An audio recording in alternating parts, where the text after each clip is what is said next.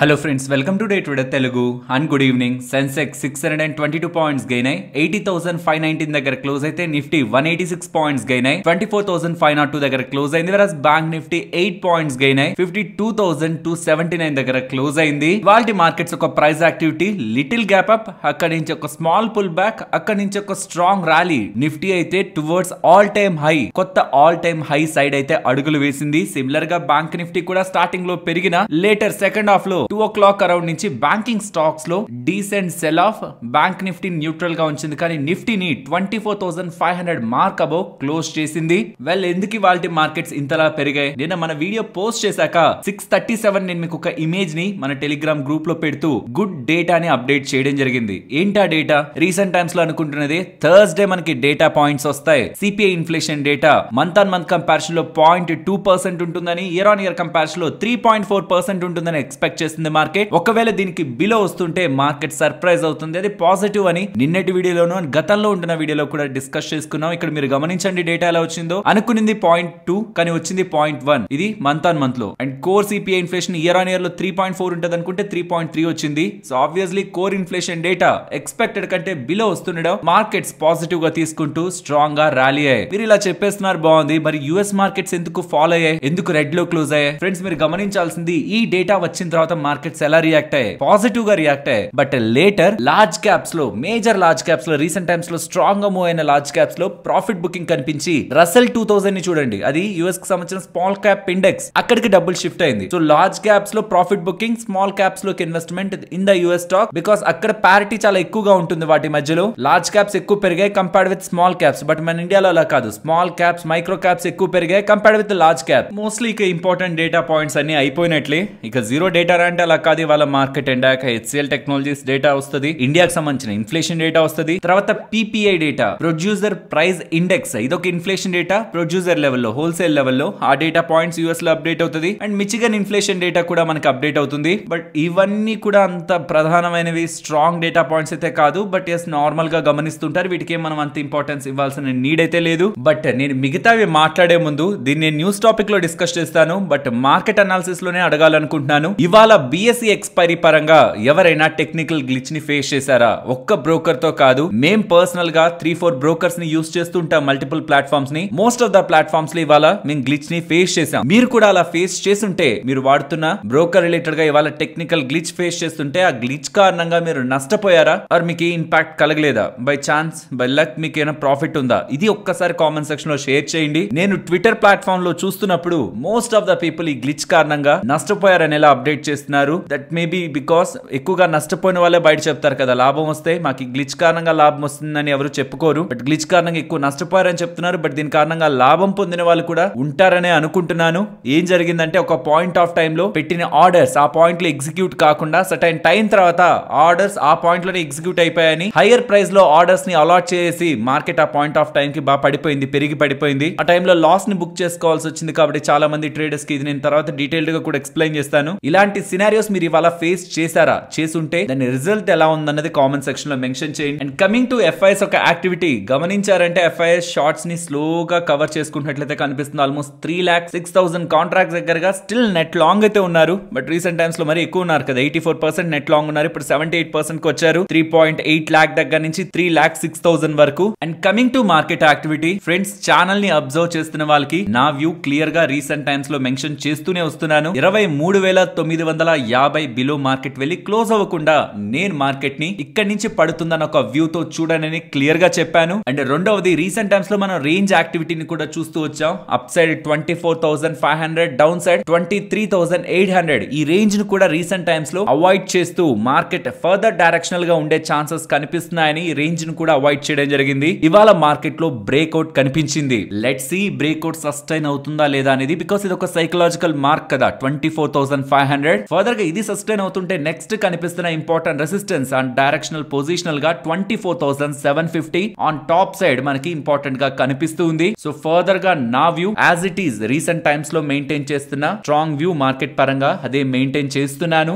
మళ్ళీ ఇదే నేను చెప్తుంటాను, ప్రతిసారి చెప్తుంటాను, విసుగున్నా చెప్తుంటాను. ఒకవేళ అగైనెస్ట్ గా వెళ్ళాలనుకుంటే, అంటే నేను మార్కెట్ స్ట్రాంగ్ గా ఉంటుంది అనుకుంటున్నాను, ఒకవేళ వీక్ గా ఉంటుంది అనుకుని వెళ్ళాలి, అగైనెస్ట్ గా పొజిషన్స్ ని బిల్డ్ చేసుకోవాలి అనుకుంటున్న వాళ్ళు మాత్రం స్టాప్ లాస్ ని ప్రాపర్ గా గా పెట్టుకోండి, హెడ్జింగ్ ని మెయింటైన్ చేయండి. మీరు రైట్ అయితే మంచిగానే ఉంటుంది, బట్ రాంగ్ అవుతున్నప్పుడు ట్రెండ్ కదా, స్ట్రాంగ్ గా మూవ్ అయినప్పుడు అన్నెసరీగా క్యాపిటల్ రిస్క్ లోకి వెళ్తుందన్న విషయాన్ని బిగినర్స్ గుర్తుంచుకోవాలి. ఫ్రెండ్స్, ఇలా మార్కెట్ లో ఉంటున్న ఎంటైర్ డేటా పాయింట్స్ ని అనాలిసిస్ చేస్తూ వీడియోని ఇలా మీ ముందుకు తీసుకొని రావడానికి మేము పెడుతున్న ఎఫర్ట్స్ మీకు వాల్యుబుల్ గా ఏ మాత్రం అనిపిస్తున్నా మన వీడియోని తప్పకుండా లైక్ చేయండి. ఫ్రెండ్స్, ఫస్ట్ ఐటీ స్టాక్స్ గురించి మాట్లాడుకోవాలి. కేపీఐటీ రిజల్ట్స్ వచ్చాయా? రాలేదు. బట్ ఎందుకు స్టాక్ పెరిగింది 9%? ఇది నిన్నటి వీడియోలో ఐటీ స్టాక్స్ రిలేటెడ్ గా అనాలిసిస్ చూసిన వాళ్ళకి అర్థమవుతుంది. టాటా ఎలక్సీ వాళ్ళు నెంబర్స్ ని పోస్ట్ చేశారు, బట్ కేపీఐటీ ఫోకస్ లో ఉంటుంది, టాటా టెక్ ఫోకస్ లో ఉంటుంది అని. టాటా ఎలక్సీ రిలేటెడ్ గా ట్రాన్స్పోర్టేషన్ సెగ్మెంట్ పరంగా వచ్చిన గ్రోత్ గురించి మాట్లాడుతూ ఈ రెండు స్టాక్స్ కంపేర్డ్ విత్ టాటా ఎలక్సీ ఎక్కువ అడ్వాంటేజ్ పొందబోతున్నాయని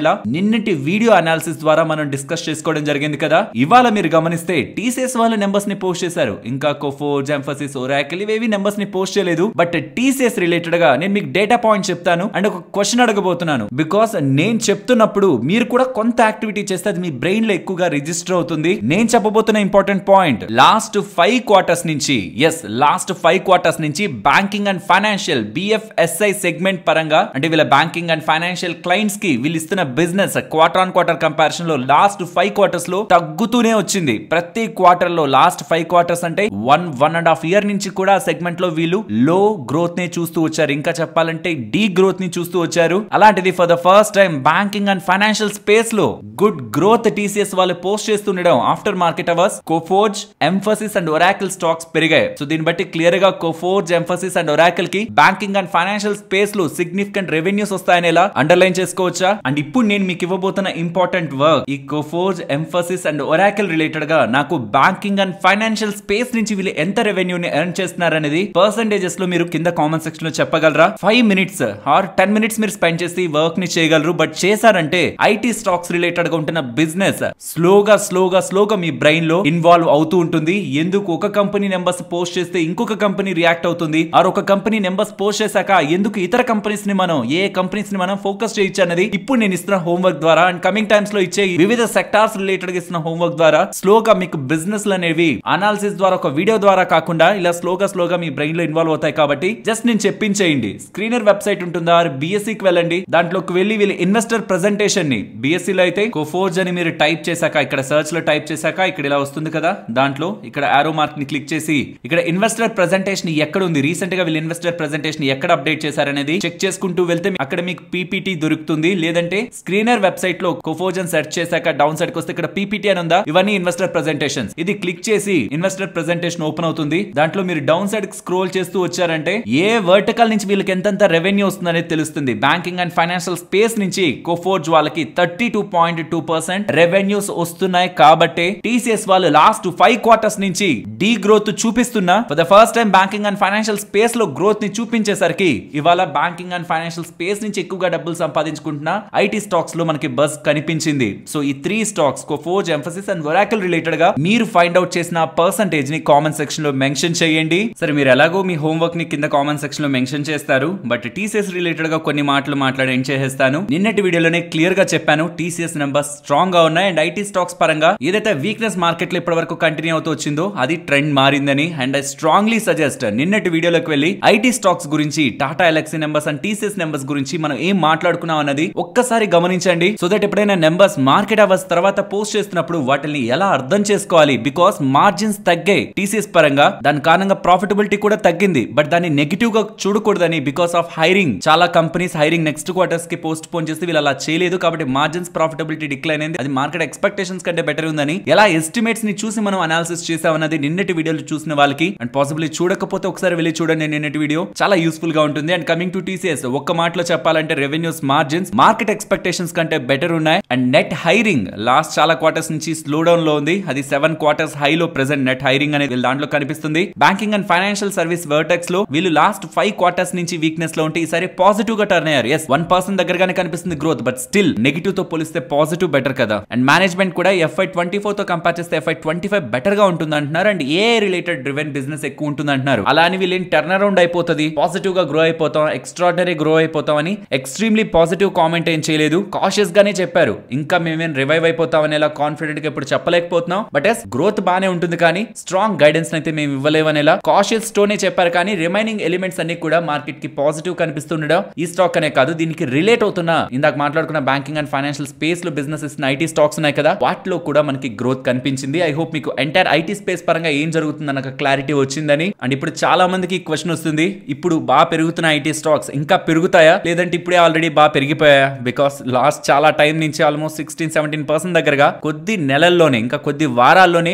ఐటీ ఇండెక్స్ ఇంతలా పెరిగిపోయినప్పుడు ఇంకా అసలు పెరుగుతుందా పెరగదా ఐటీ ఇండెక్స్ అన్న ఒక క్వశ్చన్ మీకు ఉంటుంది కదా. నేను ఒక ఇంపార్టెంట్ డేటా పాయింట్ ఇక్కడ షేర్ చేయాలనుకుంటున్నాను. లాస్ట్ టైం ఎప్పుడు IT index all time highs ని హిట్ చేసిందో తెలుసా? మార్చ్ 2022 కరెక్ట్ గా ఫెడ్ వాళ్ళు వడ్డీ రేట్లు పెంచక ముందు ఐటీ ఇండెక్స్ పీక్ ని ఫామ్ చేసింది. అక్కడి నుంచి 2.5 years పాటు ఐటీ ఇండెక్స్ కన్సాలిడేట్ అయింది. 2.5 సంవత్సరాలు స్మాల్ క్యాప్స్ భారీగా పెరిగాయి, మిడ్ క్యాప్స్ భారీగా పెరిగాయి, కొత్త ఆల్ టైమ్ హైస్ ని కొట్టాయి. చాలా సెక్టార్స్ మంచిగా పెరిగాయి. బట్ ఐటీ, కెమికల్, ఫార్మా ఇలా కొన్ని సెక్టార్స్ మాత్రం వెనకపడ్డాయి. అందులో ఐటీని మాట్లాడుకుంటే 2.5 సంవత్సరాల కన్సాలిడేషన్ తర్వాత for the first time in recent years record highs ని ఇవాళ టచ్ చేసింది IT index. Backup with good numbers. No doubt ఇతర కమింగ్ కంపెనీస్ కూడా హెచ్సిఎల్ టెక్నాలజీస్ కానీ ఇన్ఫోసిస్ కానీ, బికాస్ హెచ్సిఎల్ ఇవాళ వస్తుంది, ఇన్ఫోసిస్ 18 వస్తుంది, 19 విప్రో వస్తుంది, వీళ్ళు కూడా మంచి నెంబర్స్ ని పోస్ట్ చేశారనుకోండి. Obviously as an IT index strength ని చూపించే స్కోపే ఎక్కువగా కనిపిస్తుంది. కానీ గుర్తుంచుకోవాల్సింది ఆల్రెడీ ఐటీ స్టాక్స్ బాగానే పెరిగాయి. ఎగ్జాంపుల్ విప్రోనే తీసుకోండి, లాస్ట్ 1 month లో 28% పెరిగింది. సో ఫస్ట్ థింగ్ ఇవేం అట్రాక్టివ్ గా వెరీ చీప్ వాల్యుయేషన్స్ లో ఏం లేవు, రీజనబుల్ వాల్యుయేషన్స్ దగ్గర ఉన్నాయి. అండ్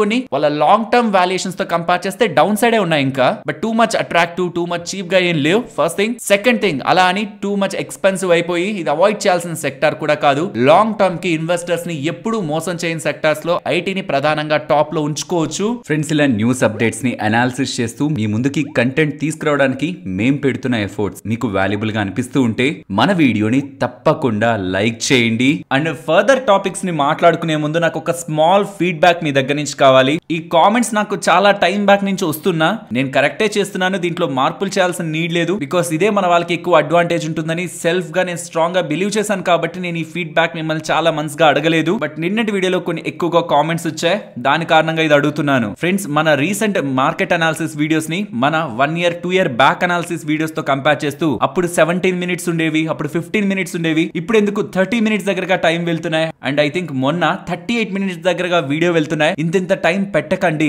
మాక్సిమం 20 minutes కి లిమిట్ చేయండి అని అడుగుతున్నారు. మన వాళ్ళు అడుగుతున్న దాంట్లో కరెక్టే ఉంది, ఎందుకంటే ఈవినింగ్ మొత్తం జాబ్ అయిపోయి వచ్చాక ఇంత టైం ఒక వీడియోకి పెట్టడం అంటే డెఫినెట్లీ కష్టమే. కానీ మీకు చెప్పాలనుకుంటుంది, నేను చెప్పుంటే ఓన్లీ టాటా ఎలక్సీ నెంబర్స్ ని చెప్పేసి ఉండొచ్చు, ఓన్లీ టీసీఎస్ నెంబర్స్ ని చెప్పేసి ఉండొచ్చు. కానీ టాటా ఎలక్సీ నెంబర్స్ ని చెప్తూ దీనికి కేపీఐటీ టెక్నాలజీస్ కి రిలేషన్ ఏంటి, అండ్ ఇప్పుడు కూడా టీసీఎస్ ని చెప్తూ కోఫోర్జ్, ఎంఫసిస్, ఒరాకిల్ రిలేటెడ్ గా ఈ కనెక్షన్స్ ని మీకు ఎస్టాబ్లిష్ చేయడానికి మీకు చెప్పడానికి ఇంకొక 2-3 minutes ఒక్కొక్క టాపిక్ కి యాడ్ అవుతుంది నాకు. కానీ నేను అది చెప్పడానికి బ్యాక్గ్రౌండ్ లో ఏ వర్క్ చేస్తుంటే మీ వరకు ఆ డేటా వస్తుంది. సో ఫైనలీ నాకు ఓన్లీ 2 ways మాత్రమే ఉన్నాయి. ఒకటి నెంబర్ ఆఫ్ అప్డేట్స్ ని తగ్గించడం, ఆర్ మార్కెట్ అనాలిసిస్ రిలేటెడ్ గా అన్నెసరీ పార్ట్ ఏదైనా ఉందని మీరు అనుకుంటుంటే అది నాకు ఇన్ఫార్మ్ చేశారంటే దాన్ని కట్ చేసి ఓవరాల్ లెంత్ నేను తగ్గించగలను. ఆర్ అప్డేట్స్ ని క్రిస్ప్ గా జస్ట్ యాజ్ ఇట్ ఈస్ ఉన్న పాయింట్స్ ని గతంలో 1.5 year బ్యాక్ మాట్లాడుకుంటున్నట్లు క్రిస్ప్ గా యాజ్ ఇట్ ఈస్ గా మాట్లాడుకోవడం. ఇక దానికి ఫర్దర్ గా ముందే ఉంది ఆ బిజినెస్ ఏంటి, ఆర్ ఇప్పుడు వచ్చిన అప్డేట్ ని రియాలిటీలో మనం ఎలా అర్థం చేసుకోవాలి, ఆ డీప్ అండర్స్టాండింగ్ రిలేటెడ్ గా అవాయిడ్ చేస్తూ ఎక్స్ట్రా డిస్కషన్ పెట్టుకోకుండా టు ద పాయింట్ మనం ఉన్నామంటే డెఫినెట్లీ 20 minutes కి మనం తీసుకురాగలం. ఇదర్ నెంబర్ ఆఫ్ అప్డేట్స్ అయినా తగ్గించాలి, ఆ క్వాలిటీ ఆఫ్ ఎక్స్ప్లెనేషన్ అయినా తగ్గించాలి. రెండిట్లో ఏం చేయమంటారు అన్నది కామెంట్ సెక్షన్ లో చెప్పండి. అండ్ మళ్ళీ చెప్తున్నాను, మీకు 38 minutes ఆర్ 32 minutes వీడియో వచ్చిందంటే దానికి చాలా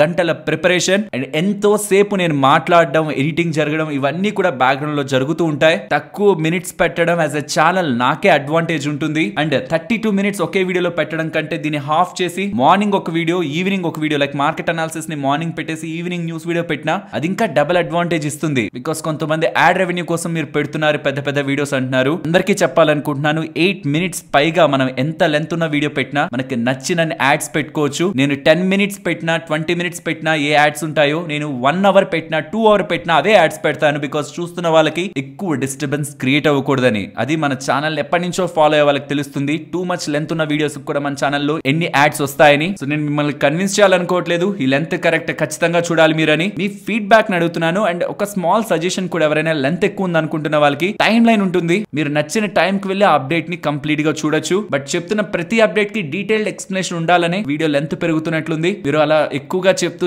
ఉంటే ఎక్కడ నేను అప్డేట్స్ రిలేటెడ్ గా డేటాని షేర్ చేస్తున్నప్పుడు ఇంకెక్కువైపోయిందేమో అని కట్ చేస్తానేమో అనిపిస్తుంది. బట్ అందుకే డైరెక్ట్ గా మిమ్మల్ని అడుగుతూ మీ ఫీడ్బ్యాక్ తీసుకొని ఫర్దర్ చేంజెస్ ని చేయాలనుకుంటున్నాను. కాబట్టి మీరు ఏం చేయమంటారు, టైం తగ్గించమంటే ఎంత టైం కి తీసుకురమ్మంటారు. అండ్ అలా తీసుకొచ్చే ప్రయత్నంలో ఇప్పుడు చూస్తుంటారు కదా వీడియోస్ ని, అందులో ఏ పార్ట్స్ ని తగ్గించుకుంటే మనం వీడియో టైం తగ్గించి ఛానల్లో పెట్టడం బెటర్ అనుకుంటున్నారు? అసలు ఫైనల్ గా మీ ఒపీనియన్ ఏంటి ఛానల్ వీడియోస్ రిలేటెడ్ గా, లెంత్ రిలేటెడ్ గా? కామెంట్ సెక్షన్ లో చెప్పండి. మీ ఒపీనియన్ ని బట్టి, మీరు ఇస్తున్న ఫీడ్బ్యాక్ ని బట్టి ఫర్దర్ చేంజెస్ ఛానల్లో చేయడానికి అయితే ప్రయత్నిస్తాం. Friends, present on going themes మనకి గమనిస్తూ ఉంటే సెమీ కండక్టర్స్ రిలేటెడ్ గా ఒక స్ట్రాంగ్ ప్లే కమింగ్ టైమ్స్ లో కనిపిస్తుంది అనేది మన అందరికీ ఐడియా ఉంటుంది. బికాస్ టాటా వాళ్ళకి కానీ, సీజీ వాళ్ళకి కానీ, మురుగప్ప గ్రూప్ వాళ్ళకి కానీ వేల కోట్లలో బిజినెస్ చేసుకోమని గవర్నమెంట్ దగ్గర నుంచి అప్రూవల్స్ అయితే వచ్చాయి. సో ఎంటైర్ టాటా దాంట్లో ఎవరెవరికి అప్రూవల్స్ వచ్చాయి, దాని కారణంగా ఎంత పెట్టుబడి వాళ్ళు చేయబోతున్నారో అండ్ వాళ్ళ గ్లోబల్ టెక్ పార్ట్నర్స్ ఎవరు, నాట్ ఓన్లీ టాటా పవర్, ఇతర companies like CG Power, Kaynes, వీళ్ళందరికీ కూడా ఎవరెవరితో పార్ట్నర్షిప్ ఉంది. డేటా అంతా ఒక సింగిల్ ఇమేజ్ లో మీకు కనిపిస్తూ ఉంటుంది. బట్ ఇక్కడ వచ్చే క్వశ్చన్ అంతా దీనికి రిలేట్ అవుతున్న స్టాక్స్ ఏవి అని. ఫ్రెండ్స్, సెమీ కండక్టర్స్ రిలేటెడ్ గా ఎక్కువ శాతం ఎక్స్పెన్స్ అనేది సిలికాన్ కి వెళ్తుంది. అదే మెటీరియల్ ఎక్స్పెన్స్ ఎక్కువగా సెమీ కండక్టర్ లో. బట్ అది పక్కన పెట్టండి, బికాస్ దాని రిలేటెడ్ గా స్టాక్స్ మనకు పెద్దగా ఉండవు మార్కెట్ లో. మనం ఎక్కువగా గమనించాల్సింది next high purity gas and water. అలా చూస్తే గ్యాస్ సెగ్మెంట్ లో ఏ కంపెనీస్ ఇన్వాల్వ్ అయ్యాయనేది మీరు ఇక్కడ స్క్రీన్ పైన గమనించవచ్చు. అండ్ వాటర్ ట్రీట్మెంట్ పరంగా వాటక్, వబాక్, ఇతర ఈపీసీ ప్లేయర్స్, ఈ వాటర్ ట్రీట్మెంట్స్ పరంగా ఉంటుంది ఈపీసీ ప్లేయర్స్ కి సెమీ కండక్టర్స్ బిజినెస్ పరంగా అడ్వాంటేజ్ ఉండే స్కోప్ అయితే కనిపిస్తుంది. కాబట్టి సెమీ కండక్టర్ థీమ్ లో ఎవరైనా స్టడీ చేస్తున్న వాళ్ళు ఈ ఇమేజ్ ని అండ్ మోస్ట్ ఇంపార్టెంట్ గా ఈ ఇమేజ్ ని స్క్రీన్ షాట్స్ తీసి అయితే ఉంచుకోండి. చాలా వరకు మీరు చేస్తున్న రీసెర్చ్ కి ఇవి హెల్ప్ అవుతాయి. అండ్ సెబీ వాళ్ళు కొత్తగా FNO రూల్స్ తీసుకురాబోతున్నారనే అప్డేట్స్ వచ్చాయి కదా. ఇన్ఫాక్ట్ దాని రిలేటెడ్ గా ఒక కమిటీని కూడా ఏర్పాటు చేసి సెబీ వాళ్ళు విశ్లేషిస్తున్నారనే అప్డేట్స్ మనకి మార్కెట్ లో ఉన్నాయి. దీని మీద కొటాక్ వాళ్ళు ఒక ఇంట్రెస్టింగ్ రిపోర్ట్ అయితే పబ్లిష్ చేశారు. వాళ్ళు ప్రీవియస్ గా చైనా అండ్ కొరియాలో ఇలాంటి సంఘటనలే ఏర్పడుతున్నప్పుడు అక్కడ రెగ్యులేటర్స్ తీసుకుంటున్న యాక్షన్స్ కారణంగా ఎటువంటి అవుట్కమ్స్ వచ్చాయన్న దానిపై ఒక ఇంట్రెస్టింగ్ డేటా అయితే చెప్తున్నారు. ఫస్ట్ థింగ్ అయితే కొరియా 2010 to 2011 ఇన్ బిట్వీన్ అక్కడ కూడా FNO లో ఫుల్ గా రీటైలర్స్ ఎక్కువ పార్టిసిపేట్ చేస్తున్నారని మినిమం ట్రేడింగ్ అమౌంట్, అంటే ఒక ట్రేడ్ తీసుకోవాలంటే ఎంత డబ్బులు కావాలన్నది 5 times పెంచేశారంట. 100 కావాల్సింది, లేకపోతే 10,000 కావాల్సింది 50,000 ఉన్న వాళ్ళే ట్రేడింగ్ చేయాలని చెప్పారంట. సో దట్ ఏమవుతుంది, చిన్న చిన్న ట్రేడర్స్ అందరూ కూడా 10,000, 20,000 ఉండే వాళ్ళు ట్రేడింగ్ చేయలేరు కదా. ఇంకా మాక్సిమం రీటైలర్స్ ఈ స్టెప్ తో మార్కెట్ నుంచి బయటకు వెళ్ళిపోయారని చెప్తున్నారు, యాక్టివిటీ FNO యాక్టివిటీ నుంచి. రెండవ ఎగ్జాంపుల్ గా వీళ్ళు చైనా అని చూపిస్తున్నారు. 2015 లో FNO యాక్టివిటీ స్ట్రాంగ్ గా పెరిగిపోయిందని అప్పటి వరకు ఉన్న మార్జిన్స్ 10% మార్జిన్స్ ని 40% పెంచేశారని, దాని కారణంగా కూడా సిగ్నిఫికెంట్ గా రీటైలర్స్ మార్కెట్ నుంచి బయటకు వెళ్ళిపోయారని అండ్ అలాంటి చర్యలే సెబీ వాళ్ళు తీసుకోవాలని భావిస్తున్నారు. కాబట్టి రీటైలర్స్ ని తగ్గించాలని ప్రెసెంట్ ఉంటున్న 5 lakh ని 20-30 lakh contract value lot size కి తీసుకువెళ్లాలని భావిస్తున్నారు. కాబట్టి ఇఫ్ ఇన్ కేస్ అలా చేస్తే FNO లో big impact from retail segment నుంచి కనిపిస్తుందని అండ్ FNO ట్రేడింగ్ పర్టికులర్ గా ఆప్షన్ ట్రేడింగ్ లో హై స్క్యూ నడుస్తూ ఉంటుంది. ఇన్ సింపుల్ టర్మ్స్ చెప్పాలంటే 20% of the retail traders, option traders 90% of the premiums ని డ్రైవ్ చేస్తూ ఉంటారు. అలాంటి రీటైల్ సెగ్మెంట్ ని డిస్టర్బ్ చేస్తే ఎంటైర్ FNO యాక్టివిటీ పరంగా ఇంపాక్ట్ అనేది సిగ్నిఫికెంట్ గా కనిపిస్తుందనేలా ఈ కొటాక్ ఇన్స్టిట్యూషనల్ ఈక్విటీ వాళ్ళు, KIE వాళ్ళు ఒక రిపోర్ట్ ద్వారా అయితే చెప్తున్నారు. ఇక్కడ మీరు గమనించవచ్చు, కొరియాలో ఉంటున్న మాక్సిమం FNO ట్రేడింగ్ రిలేటెడ్ గా ఉంటున్న యాక్టివిటీని తగ్గించాలని 2010-11 లో తీసుకున్న స్టెప్స్ కారణంగా అప్పటి వరకు ఉన్న FNO యాక్టివిటీ ఎంత సిగ్నిఫికెంట్ గా డ్రాస్టిక్ గా తర్వాత టైంలో తగ్గిపోయిందన్నది. తర్వాత టైంలో స్టాక్ ఫ్యూచర్స్ రిలేటెడ్ గా యాక్టివిటీ పెరిగింది, కానీ అది కూడా రీసెంట్ టైమ్స్ లో ఆప్షన్ ట్రేడింగ్ యాక్టివిటీ స్టిల్ అక్కడ డౌన్ సైడ్ ఉంది. ఇండెక్స్ ట్రేడింగ్ యాక్టివిటీ స్టాక్స్ పరంగా కాదు. అలాగే చైనా రిలేటెడ్ గా కూడా 2015 లో తీసుకున్న స్టెప్స్ తర్వాత అప్పటి వరకు చూడండి అసలు ఎలా ఉందో, ఎంత స్పైక్ ఉందో, తర్వాత ఎంత సిగ్నిఫికెంట్ గా డ్రాప్ అయింది అన్నది రెండు ఎగ్జాంపుల్స్ తీసుకొని వీళ్ళైతే ఎక్స్ప్లెయిన్ చేస్తున్నారు. అండ్ ఈవెన్ రీసెంట్ గా RBI వాళ్ళ కరెన్సీ రిలేటెడ్ గా కూడా, కరెన్సీ డెరివేటివ్స్ పరంగా కూడా కొత్త రూల్స్ ని తీసుకొచ్చాక అక్కడ కంప్లీట్ గా రీటైల్ యాక్టివిటీ హాల్ట్ అయితే అయింది, ఆగడం అయితే జరిగింది. సో సెబీ వాళ్ళు చర్యలు తీసుకుంటే ఖచ్చితంగా FNO యాక్టివిటీ రీటైల్ సెగ్మెంట్ నుంచి తగ్గించొచ్చు. బట్ అదంటే FNO సెగ్మెంట్ రిలేటెడ్ గా ఒక బిగ్ ఇంపాక్ట్ అయితే క్రియేట్ చేస్తుందని, కాబట్టి లాట్ సైజ్ పెంచడం and number of weekly expiries ని రెడ్యూస్ చేయడం, ఇవి రెండు లాజికల్ డెసిషన్స్ గా వీళ్ళకి కనిపిస్తున్నాయనేలా కోటాక్ వాళ్ళైతే అభిప్రాయపడుతున్నారు. ఇక ఏ ఇతర స్టెప్స్ తీసుకొని రీటైల్ యాక్టివిటీని తగ్గించినా అది greater impact in the transactions కనిపిస్తుందని వీళ్ళ రిపోర్ట్ లో అయితే మెన్షన్ చేయడం జరిగింది. క్వాంట్ మ్యూచువల్ ఫండ్స్ లో ఇన్వెస్ట్మెంట్ చేస్తున్న వాళ్ళకి ఆల్రెడీ ఇవాళ చాలా వరకు ఫైనాన్షియల్ ప్లాట్ఫామ్స్ లో క్వాంట్ మ్యూచువల్ ఫండ్ సంబంధించిన CFO రిజైన్ చేశారనేలా సెబీ ఇన్వెస్టిగేషన్ జరుగుతుండడం, అదే టైంలో CFO రిజైన్ చేయడం, క్వాంట్ మ్యూచువల్ ఫండ్స్ లో సంథింగ్ హ్యాపెనింగ్ అనేలా ఫైనాన్షియల్ ప్లాట్ఫామ్స్ లో మీకు స్పెక్యులేషన్స్ అయితే కనిపించాయి. బట్ అవన్నీ కూడా అవాస్తవాలని ఎవరైతే రిజైన్ చేశారు CFO, చీఫ్ ఫైనాన్షియల్ ఆఫీసర్ అని అంటున్నారో హర్షల్ పటేల్, తను 19 February ఈ రీసెంట్ టైమ్స్ లో కదా సెబీ రిలేటెడ్ గా వీళ్ళకి ఇన్వెస్టిగేషన్ జరుగుతుందని అప్డేట్ వచ్చింది. బట్ దానికంటే చాలా నెలల ముందే రిజిగ్నేషన్ ఇచ్చారని అండ్ తను 19th May వరకు మాత్రమే కంపెనీలో పనిచేశారని అండ్ తన తర్వాత 10th June శశి కటారియా గారు జాయిన్ అయ్యారని అండ్ ఫ్రమ్ July 1st నుంచి తనని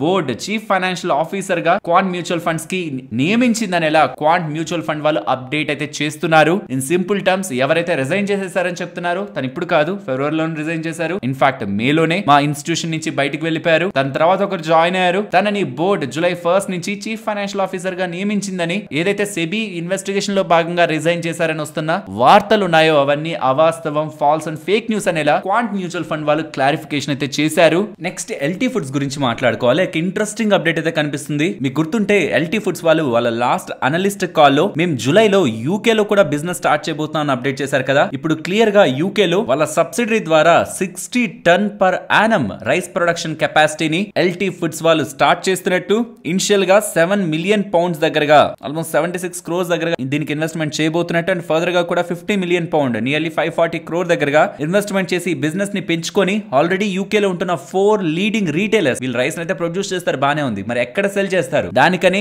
సప్లై చైన్ నెట్వర్క్ కోసం 4 లీడింగ్ రీటైలర్స్ తో కూడా వీళ్ళు పార్ట్నర్ అయి బిజినెస్ ని ఎక్స్పాండ్ చేస్తారనేలా ఎల్టీ ఫుడ్స్ వాళ్ళు అప్డేట్ చేస్తుండడం, యూకే లో ఉంటున్న 1 బిలియన్ పౌండ్ మార్కెట్ ని ట్యాప్ చేయడానికి వీళ్ళు ప్రయత్నాలు చేస్తూ ఉండడం మార్కెట్ పాజిటివ్ గా తీసుకుంది. ఫ్రెండ్స్, జియో ఫైనాన్షియల్స్ కి ప్రీవియస్ గా ఉన్న ఎన్బిఎఫ్సి స్టేటస్ నుంచి కోర్ ఇన్వెస్ట్మెంట్ కంపెనీ స్టేటస్ లోకి మార్చుకోవడానికి ఆర్బీఐ పర్మిషన్ అయితే వచ్చేసింది. సో దీని కారణంగా ఏమవుతుందంటే వీళ్ళు ఇప్పుడు బ్రోకింగ్ లోకి, ఇన్సూరెన్స్ లోకి అండ్ ఇతర ఫైనాన్షియల్ ప్రొడక్ట్స్, ఇన్వెస్ట్మెంట్ మేనేజ్మెంట్ వీటన్నిటిలో కూడా ఎంటర్ అవడానికి కోర్ ఇన్వెస్ట్మెంట్ కంపెనీగా సిఐసి గా వీళ్ళకి అప్రూవల్ దొరికినట్లు. ఈ సిఐసి కోర్ ఇన్వెస్ట్మెంట్ కంపెనీ అనేది ఒక స్పెషలైజ్డ్ ఎన్బిఎఫ్సి. దీనికంటూ కొన్ని సర్టెన్ రూల్స్ ఉన్నాయి యాజ్ పర్ ఆర్బీఐ 2016 రెగ్యులేషన్స్ ప్రకారం.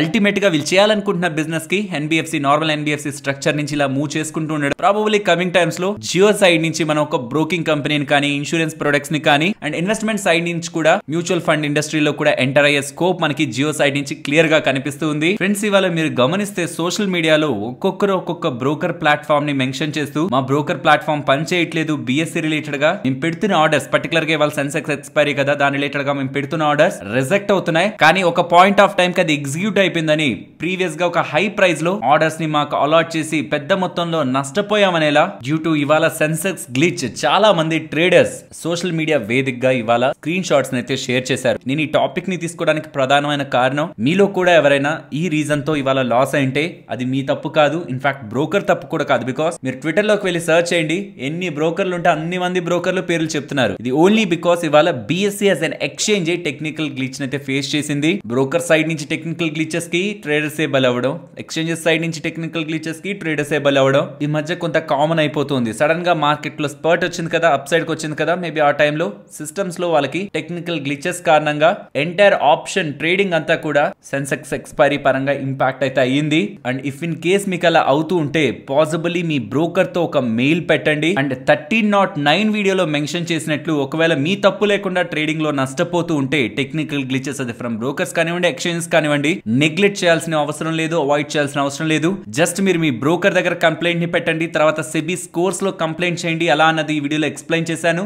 చాలా కామ్ గా వదిలేయడం బదులు జస్ట్ అట్లీస్ట్ మనం ఆ యాక్టివిటీ చేస్తే, కొంత టైం వాళ్ళకి మనం ఎక్స్ప్లెయిన్ చేస్తే ఏమేం జరిగిందో, ఇఫ్ మన టైం బాగుంటే మనీ రిటర్న్ అయ్యే ఛాన్సెస్ కూడా ఈ వీడియోలో ఆల్మోస్ట్ 9.5 lakhs అలానే టెక్నికల్ గ్లిచ్ లో నష్టపోతే జిరోదా దగ్గర నుంచి 9 lakhs దగ్గరగా ట్రేడర్ ఎలా రికవర్ చేసుకున్నాడు అనేది ఈ వీడియోలో ఎక్స్ప్లెయిన్ చేశాను. కాబట్టి పాసిబుల్ ఈ వీడియోని ట్రేడర్స్ అందరూ కూడా సేవ్ చేసి ఉంచుకోండి, ఆ ప్రాసెస్ నేను గుర్తుంచుకోండి, స్క్రీన్ షాట్స్ తీసి రేపొద్దున టెక్నికల్ గ్లిచెస్ వస్తున్నప్పుడు జస్ట్ అలా కామ్ గా వదిలేయకుండా ఓకే ఎవరినో ఒకరిని ఒక మాట నేసుకొని ఉంటున్న ప్రాసెస్ ఏంటి జస్ట్ అట్లీస్ట్ ఫాలో అయితే, రాకపోతే ఓకే నార్మల్ గా వదిలేస్తేనా రాదు కదా, చేసిన ప్రాసెస్ కి ఏదో ఒక రిజల్ట్ ఉంది అనుకోండి, అది అడిషనల్ అడ్వాంటేజ్. కాబట్టి ప్రతి ఒక్క ట్రేడర్ టెక్నికల్ గ్లిచ్ ఫేస్ చేసిన వాళ్ళు ప్రాసెస్ ని ఫాలో అయ్యేందుకు ప్రయత్నించండి. నెక్స్ట్ ఫెడరల్ బ్యాంక్ గురించి మాట్లాడుకోవాలి. యూబీఎస్ వాళ్ళు ఫెడరల్ బ్యాంక్ రిలేటెడ్ గా అప్గ్రేడ్ చేస్తూ ప్రీవియస్ గా ఇచ్చిన న్యూట్రల్ నుంచి బైక్ మారుస్తూ 180 టార్గెట్ ని 250 గా చెప్తూ, దీనికి వీళ్ళు ప్రధానంగా చెప్తున్నది ఎందుకు ఫెడరల్ బ్యాంక్ పెరుగుతుందని వీళ్ళు అనుకుంటున్నారని ప్రధానంగా చెప్తున్నది న్యూ సిఇఓ రిలేటెడ్ గా క్లారిటీ అని, అండ్ వీళ్ళ ఆర్ఓఏ మార్జిన్స్ పరంగా ఇంప్రూవ్మెంట్, ఫర్దర్ గ్రోత్ సైకిల్ ని ఇంప్రూవ్ చేస్తూ స్టాక్ రిలేటెడ్ గా